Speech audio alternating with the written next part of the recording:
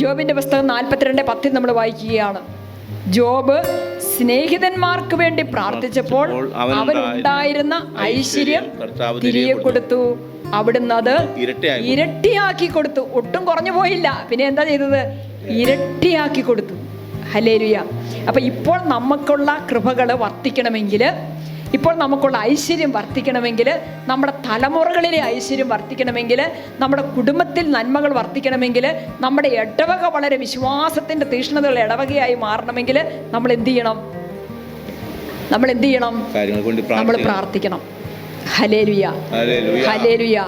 ജോബിന്റെ പുസ്തകത്തിൽ എടുത്തു പറയാം, ജോബ് തന്റെ സ്നേഹിതന്മാർക്ക് വേണ്ടി പ്രാർത്ഥിച്ചപ്പോൾ.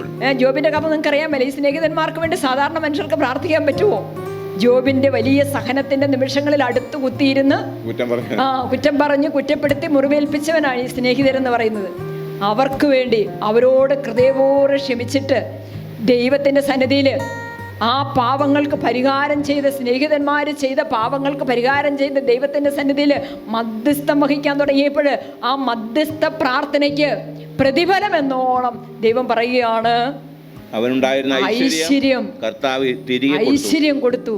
അത് കുറച്ചല്ല കൊടുത്തത്, നേരത്തെ ഉണ്ടായിരുന്ന പ്രാർത്ഥിക്കാനും ഒക്കെ തുടങ്ങുന്നതിന് മുൻപുണ്ടായിരുന്നതിനേക്കാൾ വലിയ ഐശ്വര്യം കൊടുത്തു. ആമേൻ. ഹല്ലേലൂയ. വലത്തുകരം ഉയർത്തി പറഞ്ഞേ ഹല്ലേലൂയ.